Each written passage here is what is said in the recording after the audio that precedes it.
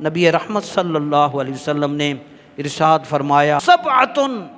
7 خوش نصیب وہ لوگ ہیں جنہیں قیامت کے روز اللہ تعالیٰ اپنے سایہ میں جگہ عطا فرمائے گا، اور اس دن اس کی رحمت اور عرش کے سائے کے کوئی اور سایہ نہیں ہوگا۔ فرمایا ان میں سے، ان 7 خوش نصیب لوگوں میں سے ایک وہ آدمی ہے، دعته امرأۃ ذات حسب و جمال فقال انی اخاف اللہ۔ ان 7 خوش نصیب طبقات میں سے ایک طبقہ اور ایک فرد جس کو اللہ اپنی رحمت کے سائے میں جگہ عطا فرمائے گا، وہ ہے کہ جس کو خاندان کی حسین عورت برائی کے لیے دعوت دے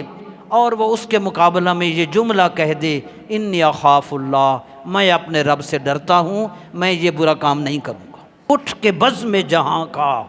اور ہی انداز ہے، مشرق و مغرب میں تیرے دور کا آغاز ہے۔